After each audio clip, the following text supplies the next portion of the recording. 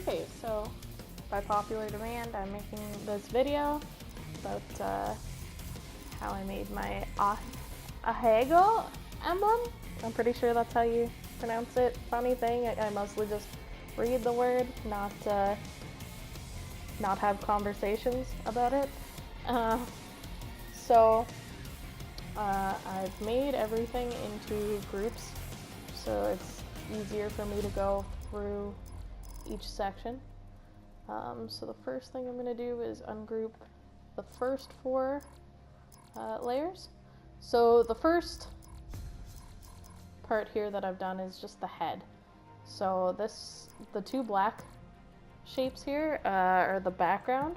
So her head is comprised of this shape in white here, and the circle, which I use the scaling system quite a bit, so you might have to play around with it.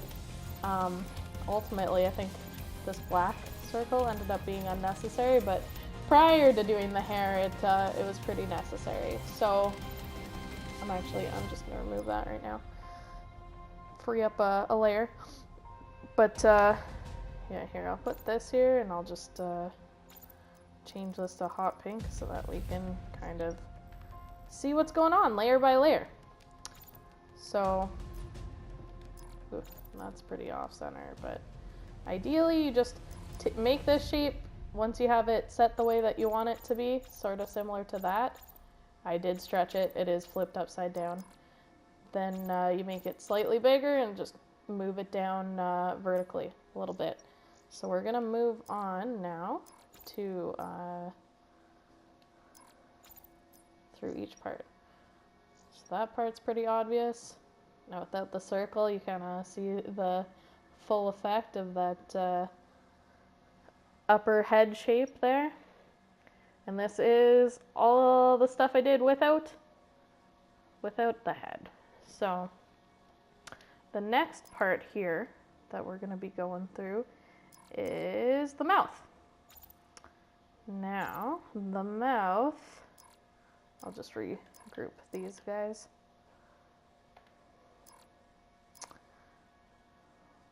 The mouth is made up of a lot of different shapes.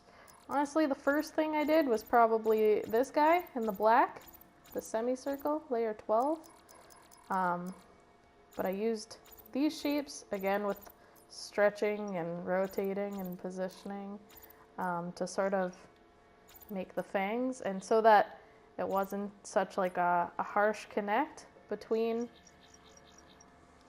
the starting shape, this one, and the other one. I also have some crescent moons here on both sides. If you look without them, that's sort of what you get. It's a pain in the ass to position these so that it makes sense. It's a little bumpy, but there you go. You can kind of see where the curve comes from a little bit more now. And it's not going to be as perfect as when I first did it, because man, I spent a lot of time, but just so you can kind of see how I did it. Now, after these two black parts, I have the dark gray part of inside her mouth. It looks more like a tongue still in the reference photo that I used, but the emblem kind of translates it differently. So with this semicircle shape, that's the bulk of it, but I just sort of used this shape again to kind of smooth the transition between the dark gray tongue and the lighter gray tongue.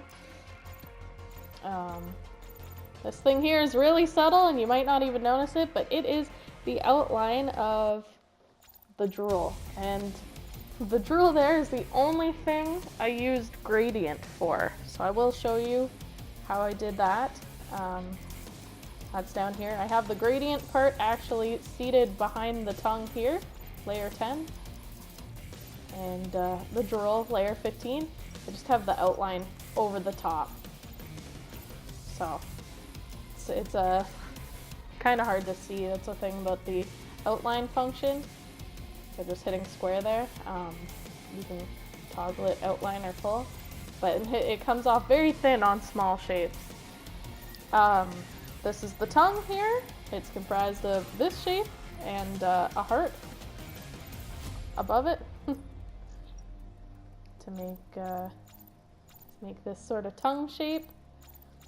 This is what I used, like I said before, to start the mouth. Again, these are bridging the mouth. This is her teeth, so it's the same shape I used here for the outside, which makes it easy to sort of get it in line. This here is the bump of the tongue. I again used scaling to stretch it out, make it longer, make it less of a dramatic curve. Her two fangs. Goes without saying. A little bit of stretching. That's how it's done. Okay, and then this is the drool, which I actually do have seated behind the tongue normally. I must have mixed that up when I was doing the linking. But yeah, I seated it behind the tongue, and it's really subtle when her, like, on her white face. You can just sort of see the back of it there.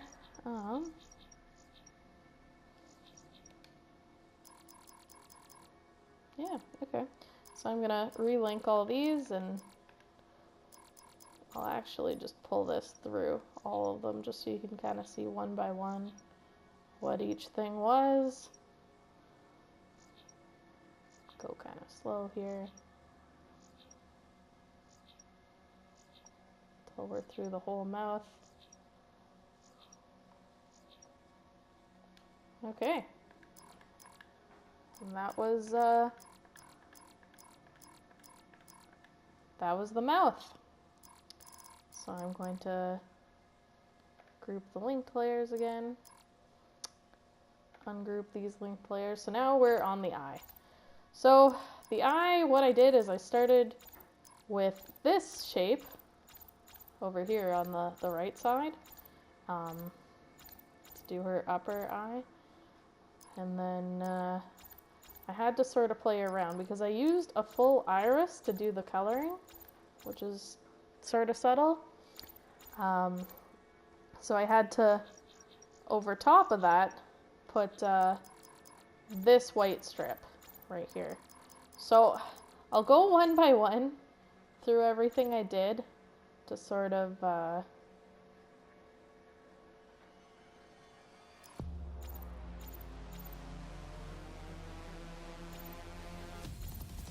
show. I don't actually know what the purpose of this is now. I don't think there is one. Learning all kinds of new stuff. Yeah, no, this looks pretty unnecessary too. Cool. New 3-layer. But, alright, I'll go through all this. So that was the two bottom ones. Obviously, I stretched out layer 21 quite a bit to make it have that form. I mostly just wanted like a straight line looking with a very minimal curve. This here is the corner of the eye. This is the outline of the iris. This is the actual iris decal. Now the iris decal actually is one of the only things I did opacity on. So that's 50% right there. And the color I think I used like the second darkest one. Yeah, I think it was the second darkest one at 50%. So I'm not sure if that looks right now. It's really hard to tell on this TV. Everything looks way brighter than on PC afterwards. It looks like it might be the third brightest. Or the third darkest, sorry. Yeah, third darkest at 50% is about right. So I'm gonna keep pushing this through. This here's the pupil, which I situated right in the middle, right over the iris decal. This is the front half of the top eyelash lid. This is the back half. Did that to like exact the curve. This was again to cover the iris decal going over the eyelid. This is the little teeny tiny eyelash. And this is the thicker one. And that's the entirety of the right eye. Her left. All right. So I'm just gonna relink that.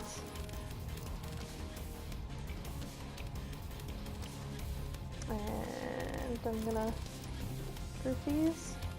Sweet. Now the left eye. So same kind of deal. This one I sort of went almost all the way over because it's a shorter length eye, upper eyelid. This is obviously not the complete side because there's more to it, you see in the corner going up towards the eyelid lash there. This is the eyelash part. This is the bottom part. I'm trying to find, yeah, this is the other corner part. This is the part around the iris. This is the iris itself. And it's called iris, this one. Again, 50% opacity. Third darkest gray, the pupil, the covering of the iris. Oh yeah, this was kind of important, and it was for both eyes. And I don't know if you guys picked this up, but while I did use the white to cover up the iris on the black outline there, I did leave a little bit of the black outline on top because it works as like an eyelid, a little bit like an eyelid wrinkle on the finished looking design. So it worked. But yeah, this is me going, I'll go through all the parts of the eye real slowly now.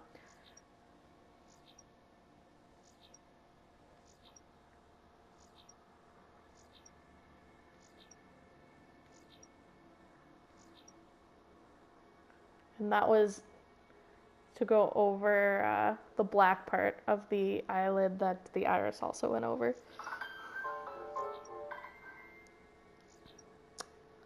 And that's that for the left eye, her right.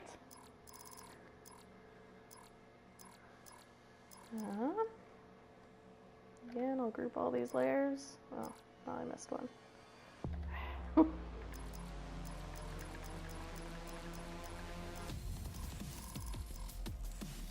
Okay. So I'll ungroup this. This one isn't very intricate or anything. It's this little shape here, again, stretched out, made really thin, and the same shape going the other way. So it makes a nice little S-shaped squiggle. That was her nose. Easy enough. This here is the blush. So as you can see, it's this little stripy shape. Each cheek has 3 of these little stripy shape. Sorry, it's kind of confusing to do this. This is the big middle one. Still the big middle one. It's hard to tell if I'm moving it or not. Okay, here, let's do this. So this is the small one on the far right. Oh my goodness. Far one on the far right. Big one in the middle. Small. And I tilted it a little bit more for the other cheek, as you can see, but it's the same shape 3 times over, both cheeks. I don't really think I need to show the layering for that. Now the hair. So I'll just show real quick before I do the hair. These were the other just 2 drops that I added, mostly just because I had the time. I had the layers. There was a lot more on the reference picture that I would have liked to do, but that was the max at the time that I did this. So I'm gonna ungroup all these. Okay, so now we've got this shape here, which I used on both sides. This one I made a little darker for the under hair. I'll just go over it with this. So the bangs.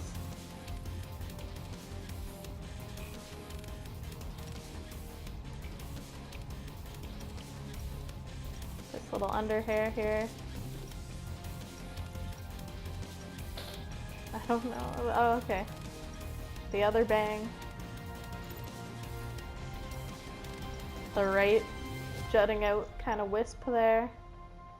So this guy, and again, all rotated and funny. Yeah, there it is. All stretched and enlarged and whatever, rotated. This I kind of used as a big cover for all the bald spots from the wisps not connecting, so it kind of went over her bangs to make them not as dramatically just spiky, and also the left side of her head there. This wisp, I'll go over it with these again.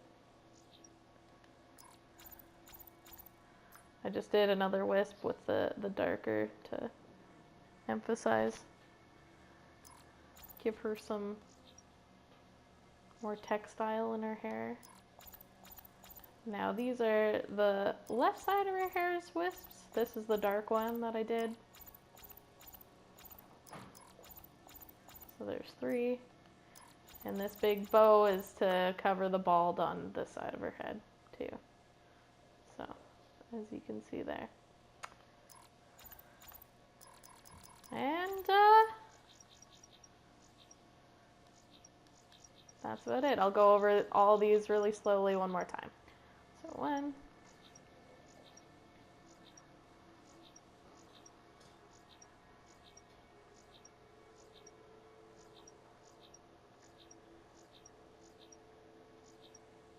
And that's it. If my shape covered the whole thing, it would have also cropped out the top. So I'm gonna bring this shape all the way to the front. See, yep. That's it. Thanks very much for thanks very much for watching. Hope it was eye-opening for you. Until next time, this is JDog94. Thanks.